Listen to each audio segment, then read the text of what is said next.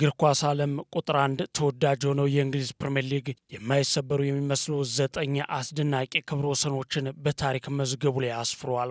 በሊጉ የውድድር ጥራት በኃያላን ተወዳጅ ክለቦቹ እንዲሁም በምርጥ ተጫዋቾች ምክንያት የዓለምን እግር ኳስ ወዳድ አይኖች መማረክ የቻለው የእንግሊዝ ፕሪምየር ሊግ በዓለማችን ላይ ካሉ ታላላቅ ሊጎች ሁሉ ቁጥር 1 ተወዳጅ የሆነ ሊግ መሆኑ ግልጽ ነው። ታላቋ ብሪታንያ ለእግር ኳስ ያላት ትኩረትና አሰራር ሌላው ሊጉን እጅግ ተወዳጅና የከዋክብት መሰብሰቢያ እንዲሆን በማድረግ የሀገሪቱ መንግስትም በጀቱን ከ20% በላይ በዚሁ ተወዳጅ የስፖርት ዘርፍ መሸፈን እንዲችል በጅቶታል። ታዲያ ለዚህ ተወዳጅ ሊግ በርካታ አስደናቂና አስገራሚ ነገሮች የሚነገሩለት ሲሆን ከነዚህ መካከል ለማመን የሚከብዱና መቼም የሚሰበሩ የማይመስሉ የተመዘገቡ ሪከርዶች ተጠቃሽ ናቸው። እነዚህ ከዓመታት በፊት የተመዘገቡና በዚህ ዓመትም ሆነ መቼም የሚሰበሩ የማይመስሉ ሪከርዶች ተወዳጁ ሊግ የበለጠ ሳቢ ያደረጉና በእግር ኳስ ታሪክም የሚደገሙ የማይመስሉ አስደናቂ ሪከርዶች ናቸው።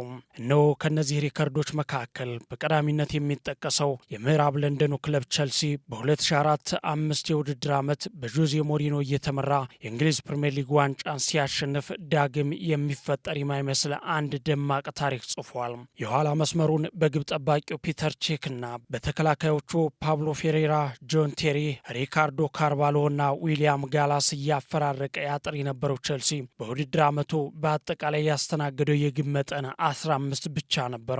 ይህም በፕሪምየር ሊጉ በአንድ የውድድር ዓመት አንድ ክለብ ያስተናገደው ትንሹ የግብ መጠን ሲሆን ይህም እስከዛሬ ድረስ የመጀመሪያውና የመጨረሻው ሪከርድ ሆኖ ቆይቷል።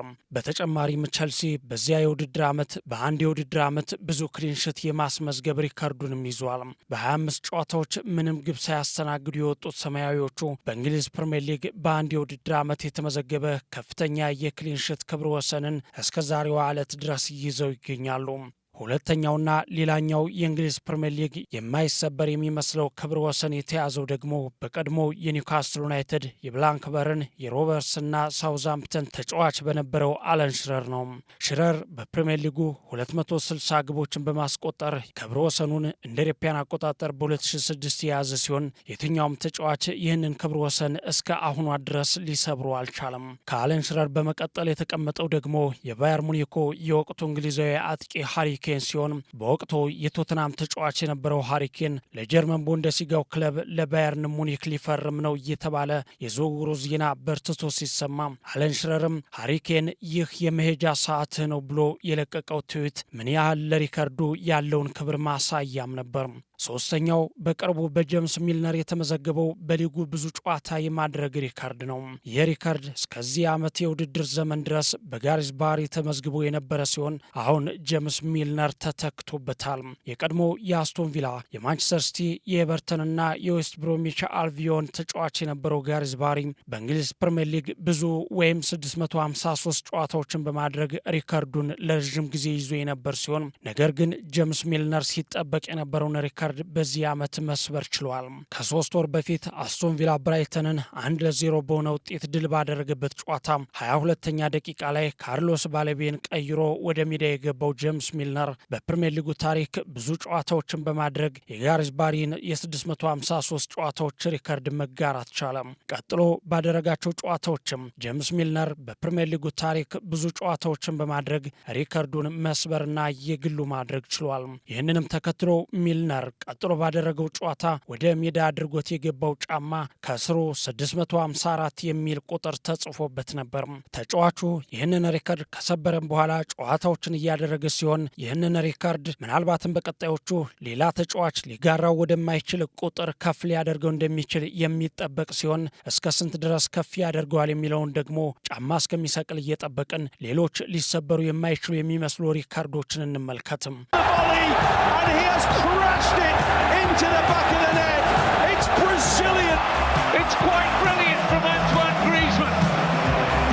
The flag stayed down and he improvised. ሌላኛውና አራተኛው ሪከርድ በአርሰናል የተመዘገበ ነው። ሌላኛውን የእንግሊዝ ፕሪምየር ሊግ ክብረ ወሰን ይዞ የሚገኘው የሰሜን ለንደኑ ክለብ አርሰናል ሲሆን አርሰናል አንድም ጨዋታ ሳይሸነፍ የፕሪምየር ሊጉን ዋንጫ በማሳካት ብቸኛው ክለብ ሆኖ የክብረ ወሰኑ ባለቤት ነው። አርሰናል በውድድር ዓመቱ 24 ጨዋታዎችን አሸንፎ በቀሪ 12 ጨዋታዎች ደግሞ በአቻ ውጤት በማጠናቀቅ ነው ያለምንም ሽንፈት የፕሪሚየር ሊጉን ዋንጫ በማሳካት ክብረ ወሰኑን የግሉ ማድረግ የቻለው። ከዚሁ ሪከርድ ጋር በተያያዘም የወቅቱ የአርሰናል አሰልጣኝ የነበሩት አርሰን ቬንገር ይህንን ሁልጊዜም አልመው ነበር እጅግ አስደናቂ ድል ሲሉ የገለጹ ሲሆን የወቅቱ ተቀናቃኛቸው ሰር አሌክስ ፈርጉሰን ደግሞ ከሁሉ ድሎች ተለይቶ የሚነሳ ሲሉ አሞካሽተውታል። ይህንን ሬከርድ በ2004-2005 ቼልሲ እና በ2018-19 ሊቨርፑል በአንድ ሽንፈት ምክንያት ብቻ ይህንን ታሪክ መድገም ወይም መጋራት ሳይችሉ ቀርቷል። መድፈኞቹ ይህንን ሊደገም የማይችል ሪከርድ ከሰበሩ በኋላ የእንግሊዝ ፕሪሚየር ሊግ ዋንጫን አንስቶ የማያውቁ ሲሆን በዚህ ዓመት ግን ያንን ለማድረግ ተቃርቦ ይገኛሉ። አምስተኛውና ሌላኛው ሪከርድ የተመዘገበው ደግሞ በቀይ ሰይጣኖቹ ነው። መቀመጫውን በማንቸስተር ከተማ ያደረገው ማንቸስተር ዩናይትድ በበርካታ ተከታታይ ጨዋታዎች ክሊንሽት በማስመዝገብ ወይም ምንም ግብ ያልተቆጠረበት ሌላኛው የሚሰበር የማይመስለውን የፕሪሚየር ሊግ ክብረ ወሰን ይዘው ይገኛሉ። ማንቸስተር ዩናይትድ ከኖቬምበር 15 2008 እስከ ፌብሩዋሪ 18 2009 ድረስ በአንድም የፕሪሚየር ሊግ ጨዋታ ግብ ሳያስተናግዱ በተከታታይ 14 ጨዋታዎች ክሊንሽት በማስመዝገብ ባለ ክብረ ወሰን ናቸው። ስድስተኛውና ሌላኛው ሪከርድ ደግሞ በመድፈኞቹ የተመዘገበ ነው። ሌላኛው ፕሪሚየር ሊጉ ያስቀምጠው የእንግሊዝ ፕሪሚየር ሊግ የሚሰበር የማይመስለው ሪከርድ በድጋሚ በሰሜን ለንደኑ ክለብ አርሰናል የተያዘ ሲሆን አርሰናል በተከታታይ የፕሪሚየር ሊግ ጨዋታዎች ላይ ግብ በማስቆጠር ይህንን ክብረ ወሰን ለብቻው ይዘዋል። አርሰናል ከሜይ 19 2001 ጀምሮ እስከ ኖቬምበር 30 2002 ድረስ ባደረጓቸው እያንዳንዱ የእንግሊዝ ፕሪሚየር ሊግ ጨዋታዎች ላይ ግብ በማስቆጠር ሪከርዱን ይዘዋል። ይህም ለ51 ተከታታይ የፕሪሚየር ሊግ ጨዋታዎች ማለት ነው። በወቅቱ በአርሰን ቬንገር ይመሩ የነበሩት መድፈኞቹ ከዚህ ሪከርድ በተጨማሪ 27 ተከታታይ ከሜዳ ውጭ የተደረጉ ጨዋታዎች ላይ ግብ በማስቆጠርም የክብረ ወሰኑ ባለቤት ናቸው። ሌላኛውና ሰባተኛው ደግሞ በቼልሲ የተመዘገበ ሪከርድ ነው። የምዕራብ ለንደኑ ክለብ ቼልሲም ልክ እንደ ጎረቤቱ አርሰናል ሁሉ የሁለት የሚሰበሩ የማይመስሉ ሪከርዶች ባለቤት ነው። ቼልሲ ለ4 ዓመታት ያህል በሜዳው ባደረጋቸው የፕሪሚየር ሊግ ጨዋታዎች ሽንፈት ባለማስተናገድ ይህንን ሪከርድ ለብቻው ይዞ ይገኛል።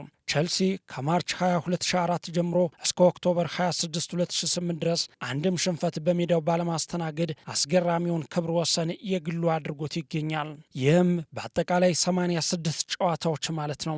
ቼልሲ በዚህ ሪከርድ ጉዞ ውስጥ በአራት የተለያዩ አሰልጣኞች የተመራ ሲሆን ፖርቹጋላዊው እውቅ አሰልጣኝ ጆዜ ሞሪኖ 60 ጨዋታዎችንና ብዙውን ጨዋታ የመሩ አሰልጣኝ ናቸው። አብርሃም ግራንት በ16፣ ክላውዲዮ ራነሪ በ6፣ ፊሊፔ ስኮላሪ በ4 ጨዋታዎች ይከተላሉ።